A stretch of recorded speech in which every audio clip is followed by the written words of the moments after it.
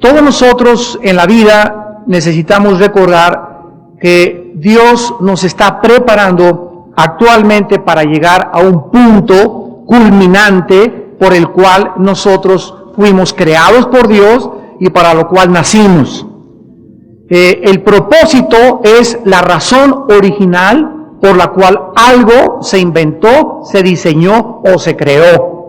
Repito, el propósito es la razón original por la cual algo se diseñó, se inventó o se creó. En otras palabras, este micrófono, el inventor del micrófono puso todos sus componentes para que cuando se conectara con una mezcladora y con bocinas, pudiera amplificar la voz del ser humano. Entonces, en este momento este micrófono está cumpliendo el propósito original del diseñador o inventor por el cual él lo hizo así. Entonces, tú y yo tenemos un propósito, una razón por la cual fuimos creados.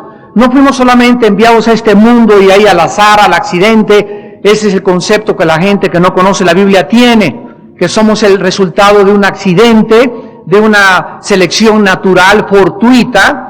Por el chance del destino aparecimos y fuimos transformados a través de millones de años, y este concepto evolucionista, materialista, determinista, es uno de los aspectos filosóficos más negativos y destructivos que el ser humano ha podido recibir. Pero cuando el ser humano conoce la otra opción que es la Biblia, la única revelación que nos dice del cielo por qué nacimos, de dónde venimos y a dónde nos dirigimos, el ser humano comienza a tener propósito. Mi vida ya no es accidental, ya sé que no estoy aquí solamente porque no sé por qué, de dónde vengo, no me voy a ir a la India a buscar mis raíces, ni con los lamas de los Himalayas, no me voy a ir a meditar debajo del Chapultepec y a pensar en el tercer ojo, ni voy a buscar en las brujas ni en la astrología, porque ya hemos descubierto que un hombre llamado Jesucristo nos vino a revelar lo que la masa del ser humano está buscando en filosofías, en brujerías, con gurús, etcétera, etcétera. Desgraciadamente, ningún líder se ha podido llamar el camino, la verdad y la vida. Nadie ha podido decir yo soy la luz del mundo. Buda no lo dijo, Mahoma jamás lo dijo, Hare Krishna tampoco lo dijo, y los gurús que se han atrevido a decir yo soy Dios, como el Dalai Lama, no lo han podido demostrar que sean dioses, demostrando su poder sobre la vida y la muerte. Cuando venimos a la Biblia, tenemos todo el propósito y de la razón por la cual hemos nacido. Y ahora que hemos comprendido que hemos sido creados por Dios, con un propósito, y que ahora el sufrimiento también tiene un propósito para nuestra vida, debemos de abocarnos a buscar ese propósito. Y ahora mi vida, claro que tengo que trabajar, y soy arquitecto, soy ingeniero, soy plomero, son el oficio, la profesión secundaria para poder sobrevivir, pero ya no es lo primordial de mi vida. Soy artista de cine, soy escultor, pintor, ya no es lo principal en mi vida. Ahora lo más importante de mi vida es conocer a Dios.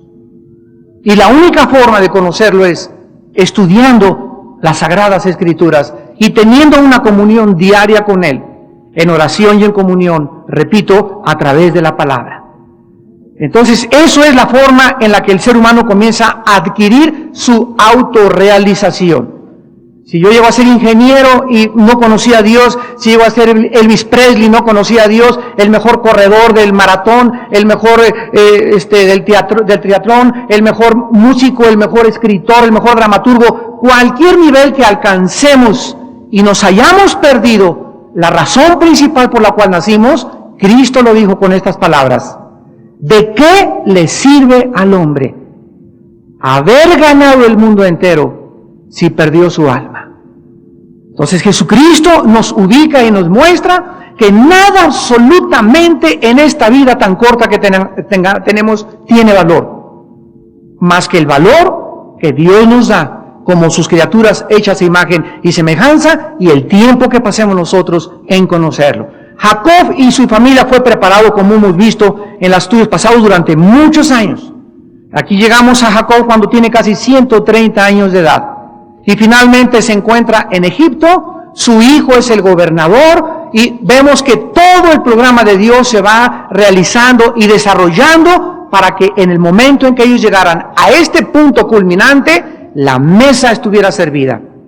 Dios quiere que cuando tú llegues a los 40 años, a los 50 años, no sé en qué época de Dios va a usar tu vida grandemente, en ese momento tú estés preparado. Pero si el momento nos llega a cualquiera de nosotros como seres humanos, donde Dios dice, es el momento, como dijo la reina Esther, para este momento he nacido. Para esta hora he nacido, para poder ayudar a mi pueblo desde la posición de princesa o de reina. Y el momento en que tú llegues a esa posición donde Dios diga, para eso te puse aquí, para ayudar a tu familia y ayudar a México, y tú no estés preparado, cuando ese momento te llegue o me llegue a mí, hemos desperdiciado todo aquello que Dios ha hecho en nuestra vida. El apóstol Pablo lo dijo con estas palabras: la gracia de Dios no fue en vano en mí. Dios nos va a dar la libertad de que nosotros colaboremos y cooperemos con Él en la medida que nosotros querramos.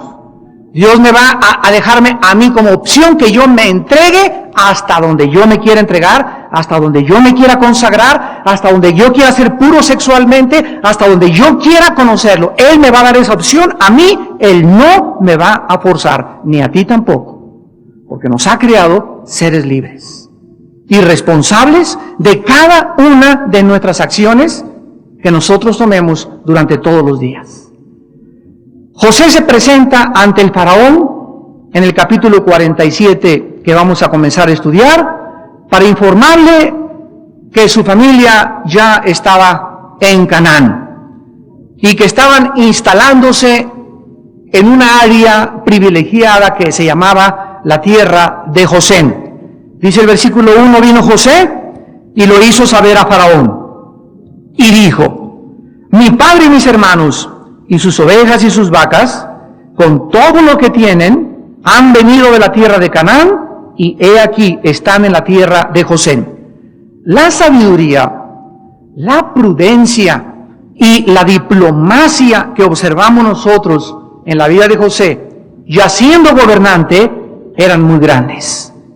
Porque aunque José ya sabía que Faraón estaba enterado de que su familia había llegado a Egipto, él mantuvo siempre esa actitud que todos aquellos que son siervos de algún jefe, ¿verdad? El jefe de tu oficina, tu doctor, tu jefa de tu trabajo, en cualquier lugar donde estemos, tenemos como cristianos que ser prudentes, sabios, actuar con diplomacia y siempre acercarnos a nuestros superiores para informarles continuamente de las cosas que estamos desarrollando en la oficina, de las cosas que voy a comprar, de lo que no voy a comprar. Esta es una actitud que a Dios le agrada. Dice en el libro de Colosenses capítulo 3 versículo 22, siervos, obedezcan en todo a vuestros amos terrenales, no sirviendo al ojo como los que quieren agradar a los hombres,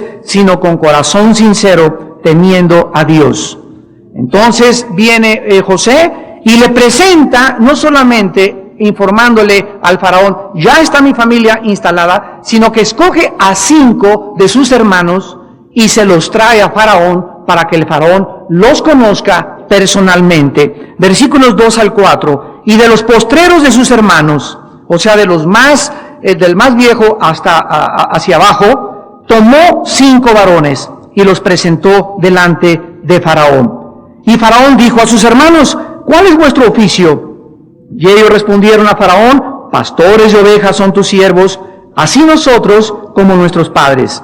Dijeron además a Faraón, para morar en esta tierra hemos venido, porque no hay pasto para las ovejas de tus siervos, pues el hambre es grave en la tierra de Canaán. Por tanto te rogamos ahora que permitas que habiten tus siervos en la tierra de Gosén. Faraón les pregunta inmediatamente a los hermanos de José, ¿a qué se dedican ustedes? Como dicen aquí en México, ¿de qué la giras? para saber de qué manera el faraón, como un político, ¿verdad?, y gobernante del país, para saber de qué manera esos hermanos de José no iban a ser unos haraganes ni consentidos, sino de qué forma podían ayudar al imperio en la crisis tan grande que Egipto estaba atravesando. Los hermanos contestan con respeto, con humildad, y ellos se llaman así, siervos del faraón. Además, lo hacen, ¿verdad?, con cierto orgullo de sus oficios. Somos pastores. Recuerden ustedes que los egipcios odiaban a los pastores.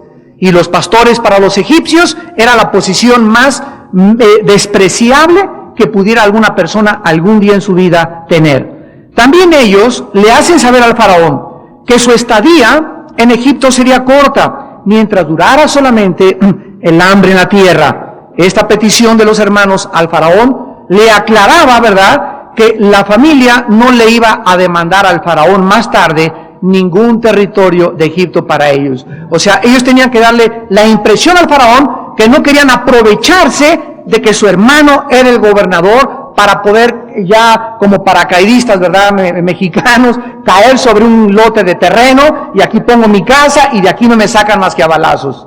Entonces, ellos no querían dar esa actitud ni esa imagen. Y es algo maravilloso que tenemos que aprender. Desgraciadamente, cuando una persona tiene un pariente, pues mi tío es diputado, y mi tío es el licenciado, ¿quién se fue de que él? Y tengo un compadre que es el secretario de Estado o gobernador. Siempre nosotros tratamos de usar a la gente, amigos, compadres o parientes que tienen una posición elevada de autoridad para nosotros aprovecharnos de esa posición y tratar o de despreciar o de cometer arbitrariedades o de colocarnos en posiciones donde podemos llegar a despreciar a la gente. Y esto no le agrada a Dios. Porque cuando tú tienes esa posición de arbitrariedad, de desprecio, porque tienes una persona que tiene un puesto importante, estás actuando con orgullo. Y antes del quebrantamiento siempre es el orgullo. Esta petición, ¿verdad?, que le dicen a Faraón, los coloca en una posición estable y bastante cuerda delante de sus ojos. Miren ustedes lo que el Faraón le instruye a José en los versículos del 5 al 7 para su familia. Versículo 5. Entonces el Faraón, ya después de que entrevistó a los hermanos, le habla a José y le dice, tu padre y tus hermanos han venido a ti. La tierra de Egipto delante de ti está. En lo mejor de la tierra, haz habitar a tu padre y a tus hermanos. Habiten en la tierra de José. Vean ustedes que dejaron que fuera Faraón el que determinara el lugar donde iban a servir. El Faraón les da las órdenes de que habiten y que escojan el mejor lugar geográfico en ese tiempo. Vamos a ver los privilegios de vivir en la tierra de José para la familia de Jacob. En segundo lugar les dice, la tierra de Egipto, versículo 6, está delante de ti. Diles que habiten en Gosén, y si entiendes que hay entre ellos hombres capaces, ponlos por mayorales del ganado mío. En segundo lugar, le instruye a José que fueran sus hermanos los que fueran mejores pastores. Ya se había enterado que eran pastores, que quería que sus ganados personales del faraón fueran pastoreados por los hermanos de José, por hombres de absoluta confianza. El punto era el siguiente. Vemos de qué forma, cuando llega Jacob con todos sus hermanos a Egipto, estaban todas sus necesidades siendo satisfechas. Dios había obrado todas las cosas para el bien, para que ellos al llegar a Egipto tuvieran todo absolutamente servido en la mesa. ¿Qué sucede cuando estamos en la voluntad de Dios? Nuestras necesidades serán siempre satisfechas. Es la primera lección que en esta mañana vamos a aprender. Cuando nosotros nos encontramos en la perfecta voluntad de Dios, Dios proveerá para todas tus necesidades. Pero tú tienes que asegurarte que tu vida le está agradando a Dios. Que tú estás haciendo lo que Dios te manda que tienes que hacer. Y cuando estamos en esa posición, nunca jamás tendremos que pedir prestado. Nunca tendremos deudas económicas. Nunca tendremos necesidad de, no tengo para pagar la escuela de mis hijos. No tengo para pagar esta letra del refrigerador. Cualquier deuda que tenemos, cualquier aspecto económico que se presente intolerable en nuestra vida, es un problema mío 100%. Estoy mal organizado, estoy mal administrado, estoy gastando mi dinero más de lo que gano, estoy robándole a Dios. Hay un problema en mis finanzas, pero no es la voluntad de mi Padre de que yo viva atormentado, ansioso, intranquilo, con crisis, con neurosis, por cuestiones monetarias. Por nada, dice Filipenses 4:6, estéis afanosos. Dice Mateo 6, mirad los pájaros del campo y mirad las aves de los cielos y las flores en los jardines y en los campos, que no hilan ni trabajan, y ustedes no tienen necesidad de vivir con afanes, de vivir tensos, de vivir intranquilos, porque busquen primero el reino de Dios y su justicia, y todas las demás cosas les serán dadas por añadidura. Miren ustedes el apóstol Pablo en su segunda carta a los Corintios, en el capítulo 9, segunda de Corintios 9, lo que escribe al respecto. Dice en segunda de Corintios capítulo 9, cada uno de versículo 7, como propuso en su corazón. Vemos aquí la primera regla en el Nuevo Testamento para tener una relación con Dios económica bendecida. En primer lugar, yo soy el que me voy a proponer. No me van a presionar, no van a ejercer coerción, no me van a forzar. Yo tengo que poner en mi corazón, me tiene que salir de mi corazón. Y si no me sale de mi corazón, es que mi corazón está sucio. Si no soy generoso, es que tengo un problema de dinero, tengo ambición, tengo avaricia, pero me tiene que salir espontánea y libremente de mi corazón. Cada uno ve como propuso en su corazón. ¿Cómo nos debemos de proponer? Número uno, no puede ser nunca con tristeza. Jamás me debe doler, sino alegrarme siempre. ¿Porque qué? Porque es más bienaventurado el que da que el que recibe. Siempre con alegría. En segundo lugar, nunca por necesidad. Ay, tengo que dar esto, tengo que dar aquello. Cuando digas eso, ¿verdad? No puedes ser bendecido por Dios. Dice la Biblia, ¿por qué? Porque Dios ama al dador alegre. Ahora ven ustedes lo que dice Dios.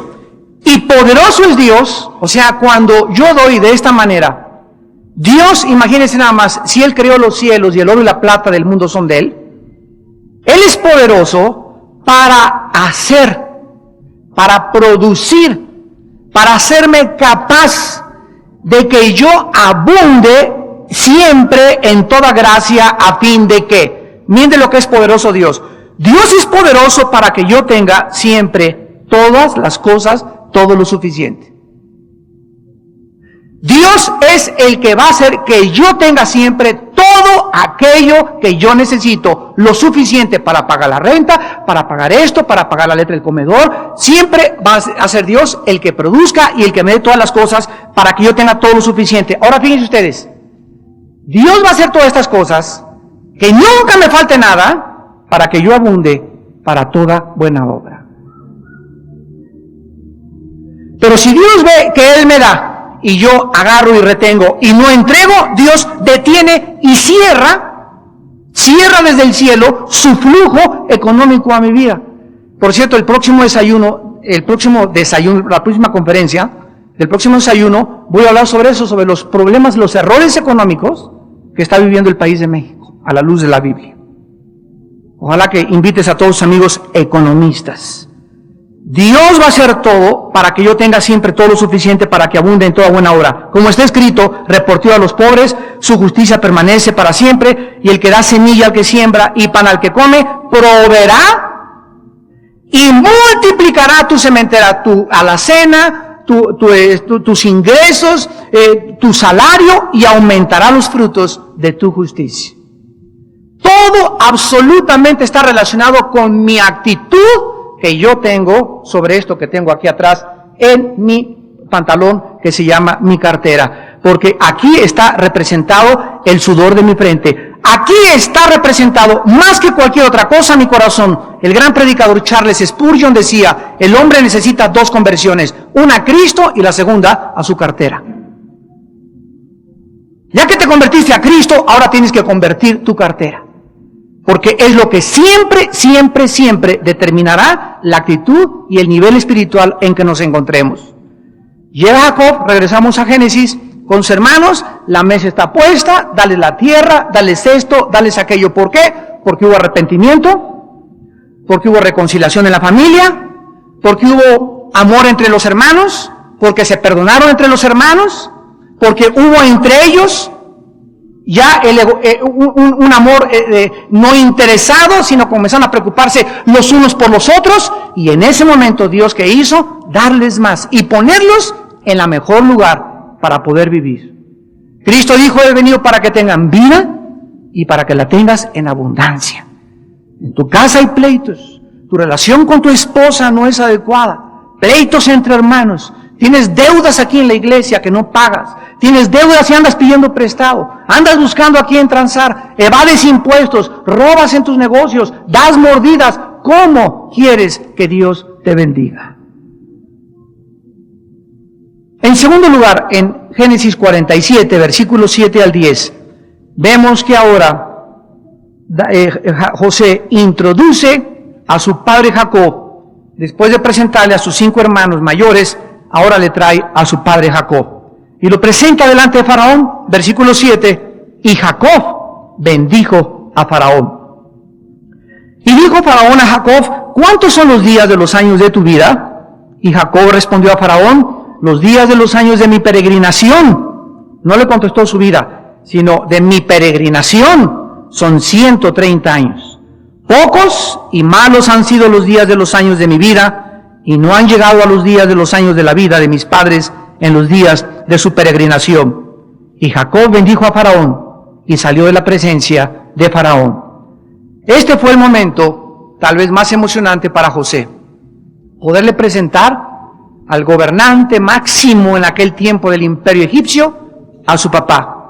Aquí estaba el hombre más poderoso de la tierra, el faraón, ante un viejecito ordinario, sencillo y humilde. Pero a los ojos de Dios era el más grande ser humano sobre la tierra en esos momentos. Era el hombre escogido por Dios para fundar la nación de Israel y a través de él traer la semilla del Salvador a la humanidad. Qué increíble cuadro nos presenta Dios, porque siempre nosotros vemos, ¿verdad?, al gobernante o al fulano de tal y las personas menos dignas, y ante los ojos de Dios hay tanta gente que parece infinitamente más humilde y más mansa y más indiferente y que no tiene ningún valor, pero ante los ojos de Dios hay seres humanos que tienen una grandeza incalculable ante sus ojos. Y ahora, después de ser presentados, qué increíble que dice el versículo 7, que era ese hombre, ese viejecito ordinario, simple, tal vez ni se había ido todavía a Suburbia a comprar su traje Jacob ni nada, ahí bendiciendo este hombre al más grande hombre de aquel tiempo llamado Faraón. La palabra bendecir, yevarej, en el hebreo, significa saludar a una persona pidiéndole a Dios la bendiga. Cuando nosotros vemos en el capítulo 14 de Génesis, versículo 19, que Abraham bendice, ¿verdad? Melquisedec bendice a Abraham, ¿verdad? Dice en Hebreos 7, el mayor siempre bendice al menor. Toma lugar, y en ambos casos, ¿verdad?, el menor es bendecido por el mayor. Entonces, de acuerdo a este principio espiritual, ahí entre Faraón y Jacob, ¿quién era el más grande? El que bendecía, porque dice Hebreos 7:7, el menor es bendecido por el mayor. Entonces aquí era Jacob mayor que Faraón. Faraón era más grande en poder, en imperio, en gobierno, en política, pero ante los ojos de Dios, Jacob era el hombre más grande sobre la tierra en esos momentos. Después de la bendición, el faraón le pregunta a Jacob: ¿cuántos años tienes o cuántos han sido los días de tu edad? Y vean ustedes que Jacob le responde de 3 maneras en los versículos 8 al 9. En primer lugar le dice: los días de los años de mi peregrinación son 130 años. Le recuerda que él ha vivido peregrinando. Jacob se consideraba a los 130 años de edad una persona que no pertenecía a este planeta. ¿Sabes qué? Le estaba diciendo, yo vengo solamente de paso. Vengo por acá, me depositó mi madre, nací por ahí en un pueblito, nací ahí en Catemaco, nací ahí en Tepoztlán, y por ahí me dio mi acta de nacimiento, pero yo tengo una relación con Dios, y ahora entiendo mi propósito, y solamente vengo de paso por acá. La palabra peregrinación en el hebreo, megurim, significa vivir como extranjero. Habían sido sus días pocos y difíciles. ¿Sabían ustedes que este concepto de los peregrinos tiene que estar en tu mente en esta noche absolutamente impreso, y tiene tu alma que continuamente recordar cada día que vives, este planeta no es mío, no vengo a este planeta a hacer un edificio y esta es mi casa, echar raíces aquí? Todo lo que haga en este mundo es solamente de paso, soy peregrino, voy a pasar por ahí, algún día voy a estar en mi hogar permanente. Miren esta verdad en Hebreos capítulo 11, Hebreos 11 en el Nuevo Testamento. Y dice el versículo 13, hablando de todos los santos de Dios, menos Juan Diego. Conforme a la fe, murieron todos estos, sin haber recibido lo prometido. ¿Qué fue lo que todos estos hombres que se mencionan en Hebreos 11 hasta este momento, Abel, Enoc, Noé, Abraham, Sara, qué fue lo que no recibieron? Todos murieron sin haber recibido lo prometido. Nos lo dice el versículo 10. Y Abraham esperaba la ciudad que tiene fundamentos, cuyo arquitecto y constructor es Dios.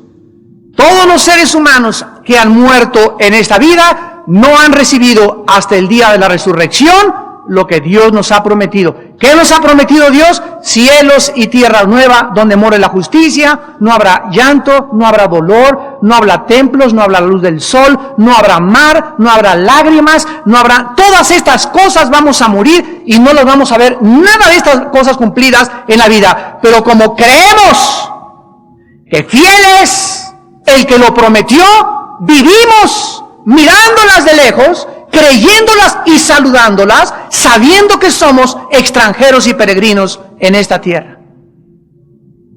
Y así es como nosotros debemos de vivir en este mundo. No te aferres a nada de esta vida. No te aferres a tu esposa, a tu novio, a tu esposo, a tu casa, a este trabajo, a este dinero, a la fama, al poder. No te aferres a nada, porque toda la gloria del hombre es como la flor de la hierba, que nace en la mañana y resplandece en la tarde, más tarde se marchita. Y así es todo lo que el hombre hace. Las obras que el hombre hace, las pinturas las obras de Shakespeare, las pinturas de Rembrandt, y todo el arte y las esculturas, y los nombres y los premios Nobel, y todo lo que el hombre en esta vida, en 6,000 años de historia, ganó y alcanzó renombre aquí, la gloria entre los hombres, todo será olvidado, quemado por el fuego, porque los cielos encendiéndose completarán la destrucción de la tierra, dice 2 de Pedro 3:10. Y los elementos ardiendo serán deshechos. Y como estas cosas han de suceder algún día, ¿cómo no debemos andar en santa y piadosa manera de vivir? Esperando del Señor cielos, tierra y tierra nueva, donde more la justicia.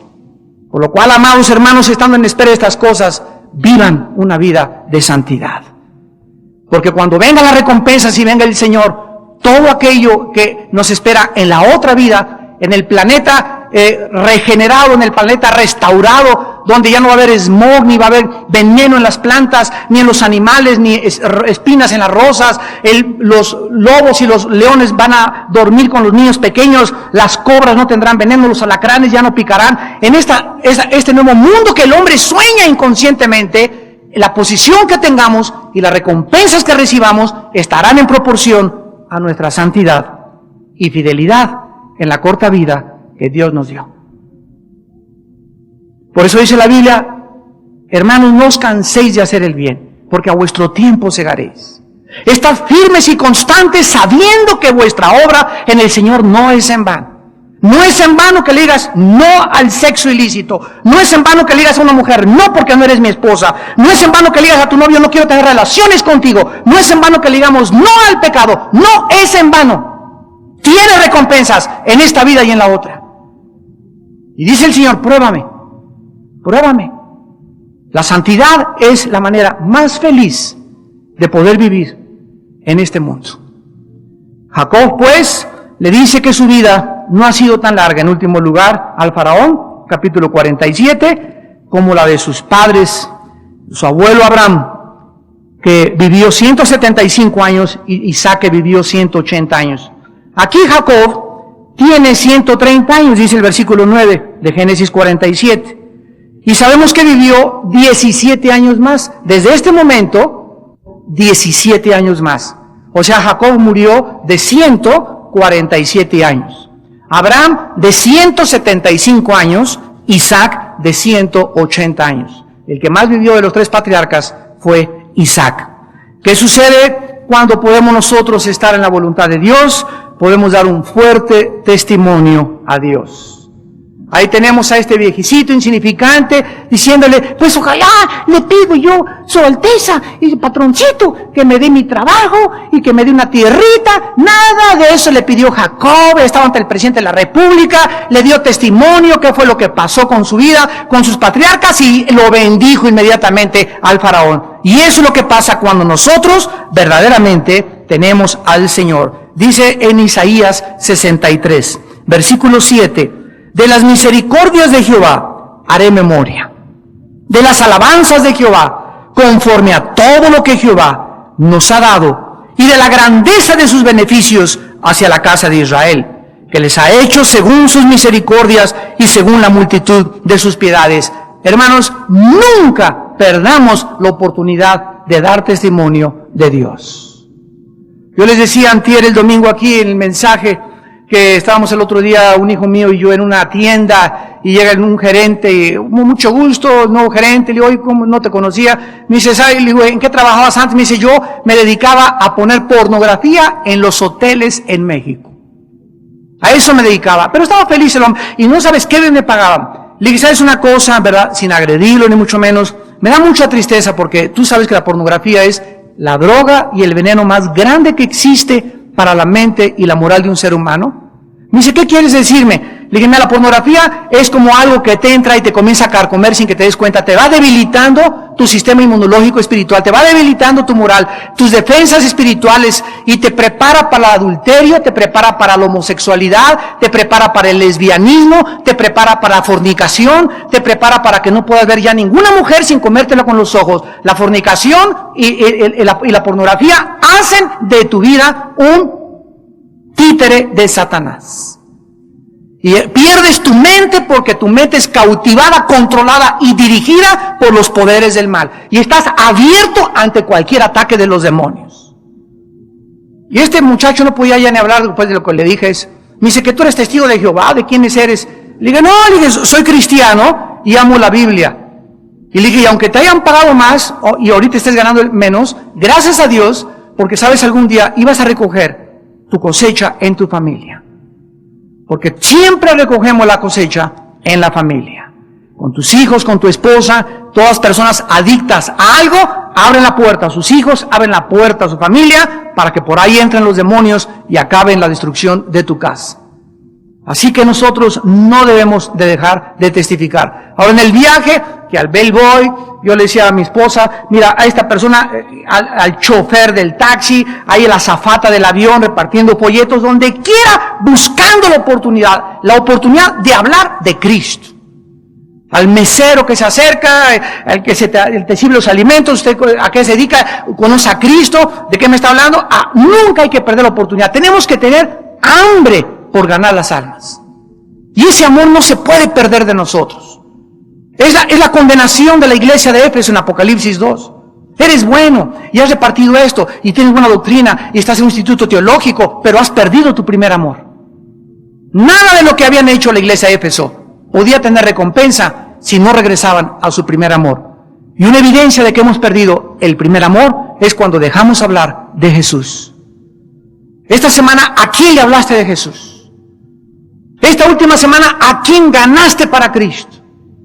Esta última semana, ¿a quién le has podido buscar la oportunidad y te has levantado temprano? Padre, en esta mañana bendíceme y ponme una persona, pídele a Dios todos los días, ponme una persona en mi vida hoy, Señor, no importa a quien yo le pueda hablar del amor de Cristo en la cruz del Calvario. El mundo se está muriendo, mira nada más cómo está el mundo de idólatra, de pagano, de hechicería, de brujería, confundido, perdido totalmente en un reino satánico, engañados y presos y esclavos de sus pasiones, y nosotros somos la luz.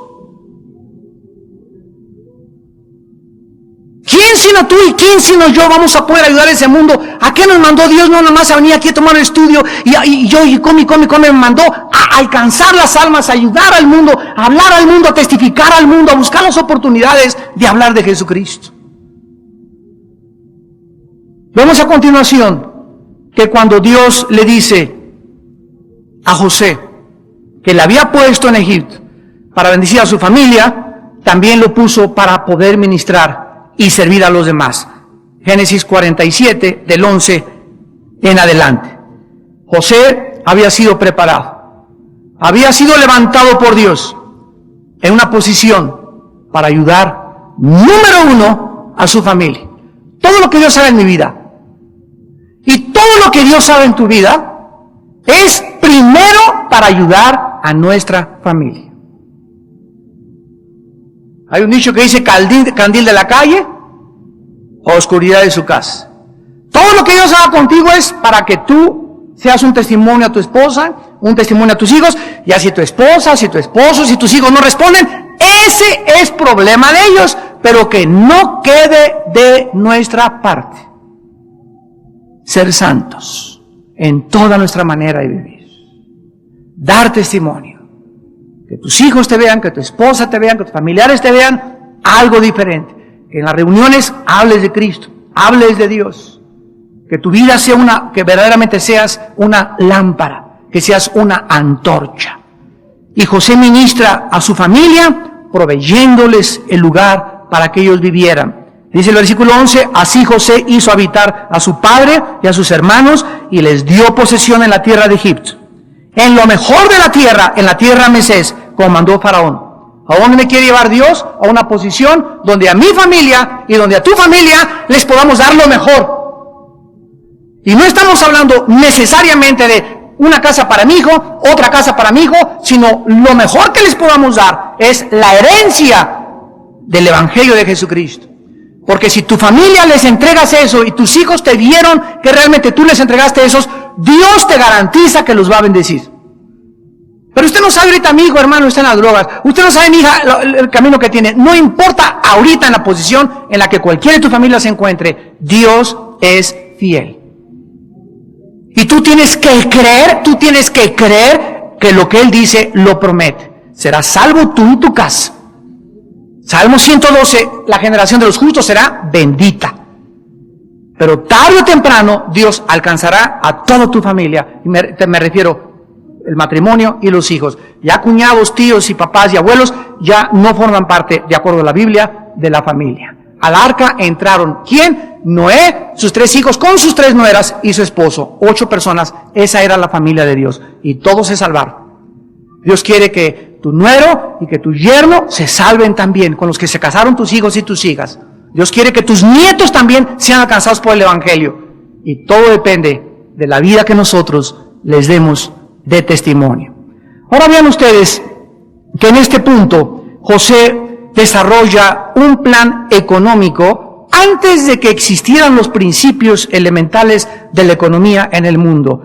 Recuerden ustedes que un hombre llamado Rothschild, que fue el que fundó la banca en Suiza, y no estamos hablando de hace más de 400, 500 años, y cuando vino el sistema del intercambio, cuando antes no se usaba dinero y comenzó después ya a usarse el papel moneda, etcétera, etcétera, miles de años antes en la Biblia encontramos los principios de la genética, los principios de la política, los principios de la economía, los principios de la psicología, los principios de las instituciones, de los gobiernos, de todo absolutamente lo que existe en el mundo se encuentra en el libro del Génesis, de Bereshit, que en el hebreo significa orígenes. Todo está aquí, por eso se llama los orígenes. Los orígenes de donde salió absolutamente toda la cultura y la sociedad del ser humano, del libro del Génesis. Escuchen los principios más grandes de economía trazados hace más de 5.500 años. Dice la Biblia en el versículo 53 que entonces, después de que ya se instalan y que ya van a José, etcétera, etcétera, la gente comienza a llegar con José a pedirle que ya se les estaban acabando los alimentos, que se les estaba acabando ya todo lo que estaban atravesando y que necesitaban subsistir de alguna forma. Y entonces, ¿qué es lo que pasa? Que José comienza a hacer transacciones con ellas y comienza a decirles, ¿verdad? Dice el versículo 23, José dijo al pueblo, he aquí les he comprado hoy a vosotros, a vuestra tierra para Faraón, venid aquí, vengan semilla y sembraréis la tierra. De los frutos daréis el quinto a Faraón y las 4 partes serán vuestras para sembrar las tierras, para vuestro mantenimiento y de los que están en vuestras casas y para que coman vuestros hijos.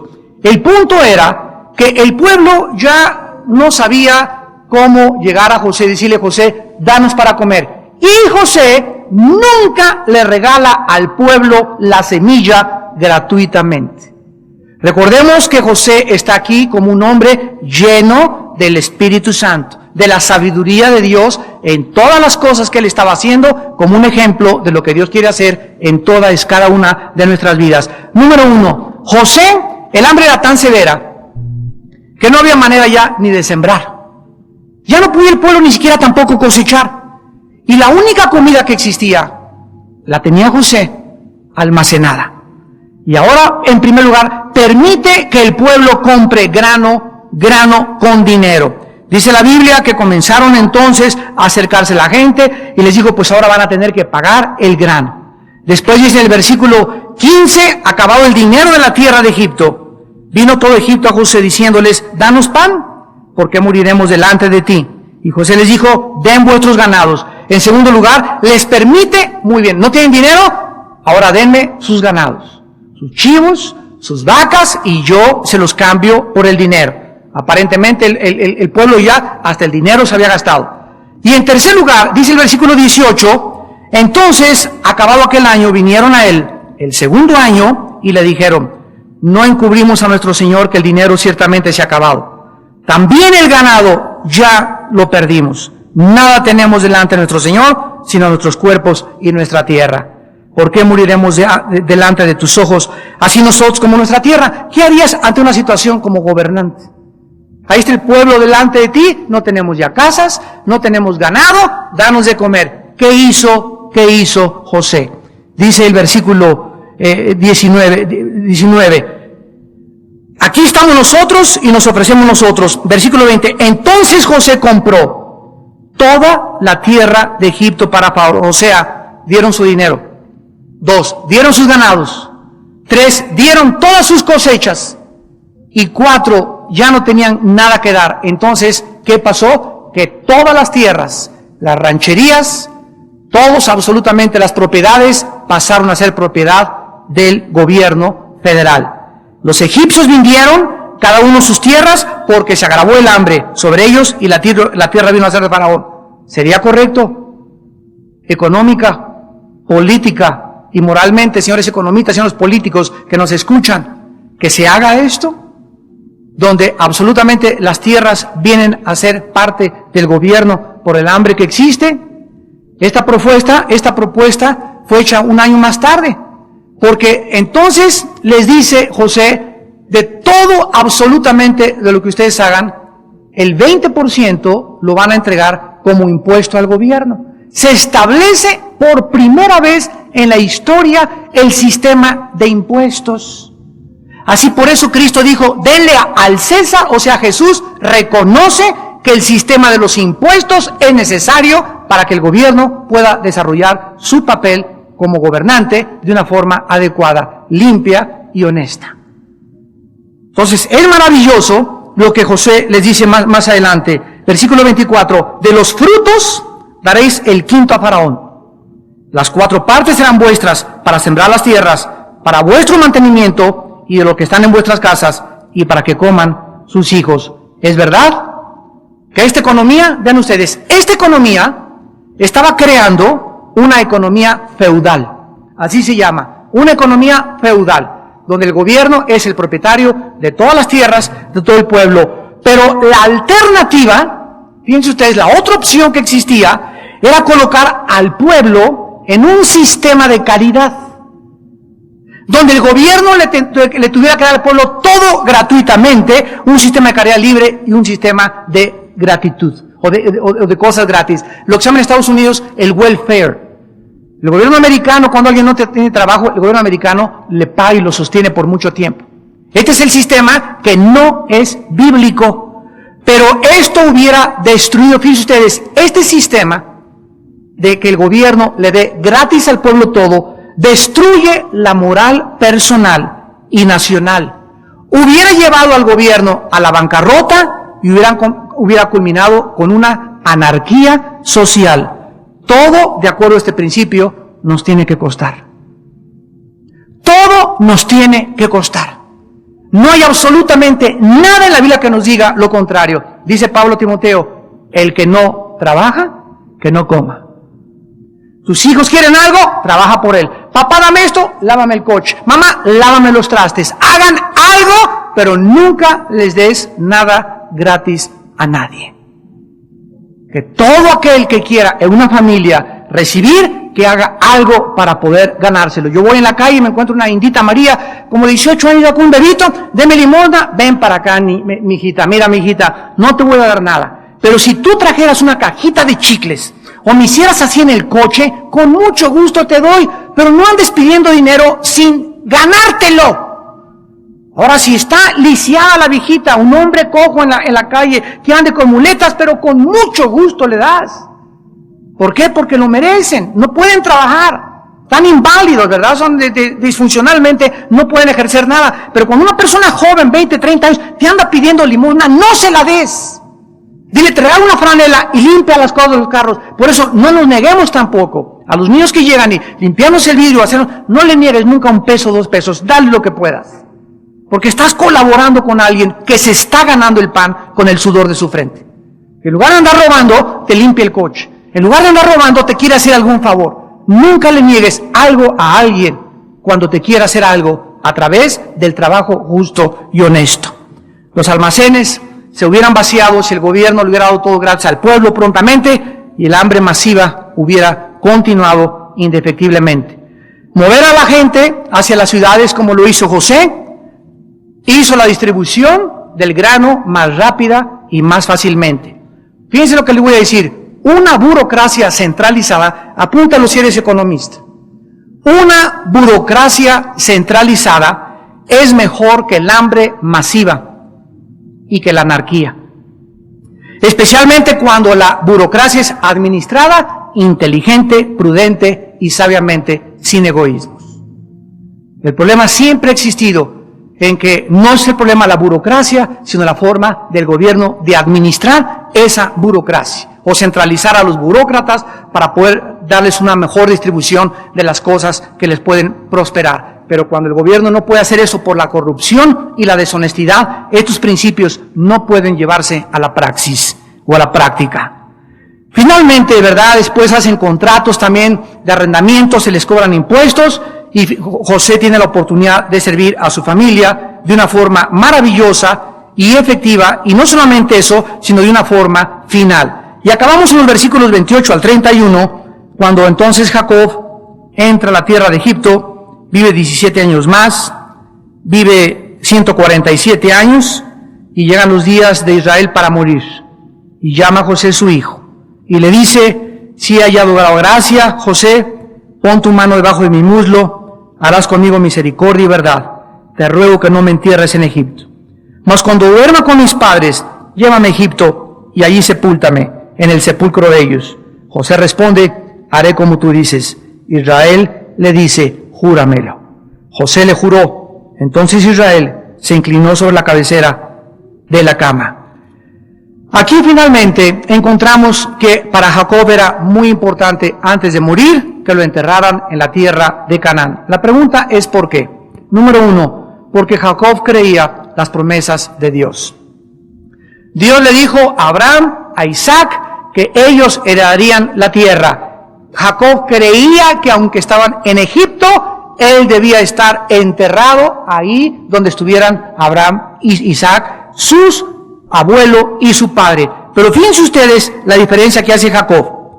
Dice en el versículo 29, harás misericordia, y el versículo 30, cuando duerma con mis padres, llévame a Egipto y me sepultas en el sepulcro de ellos.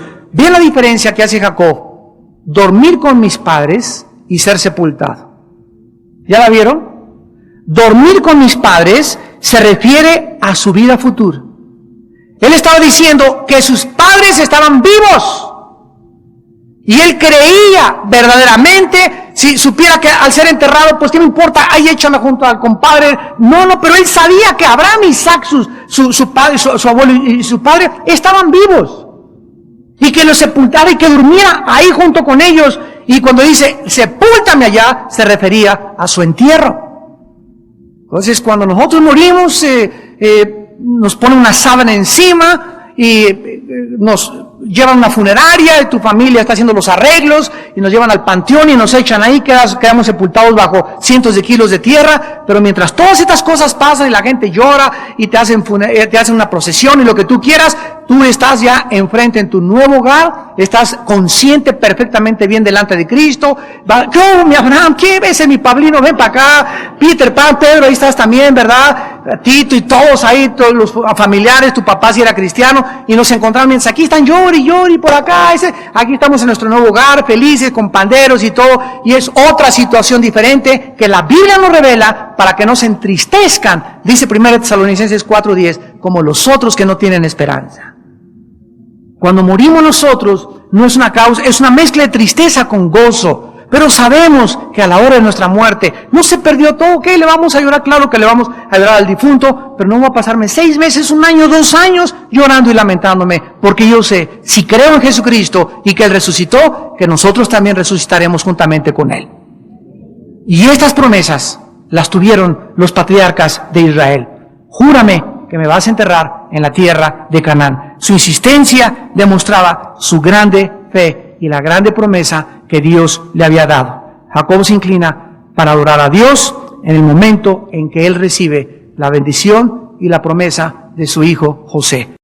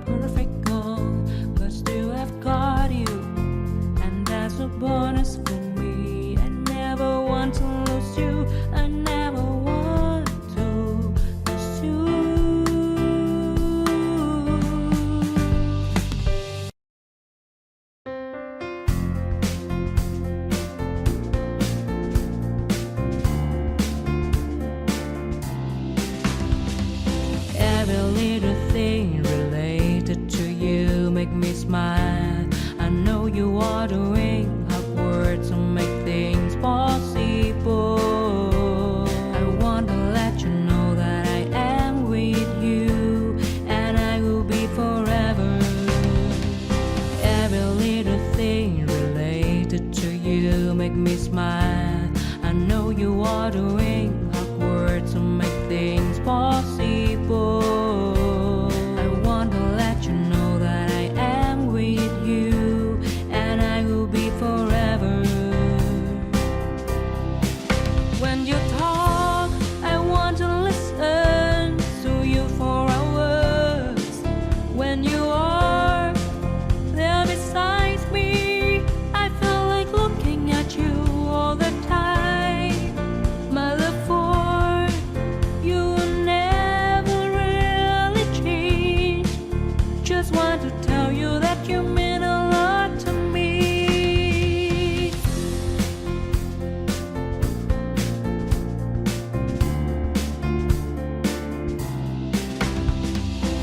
Every little thing related to you make me smile. I know you are doing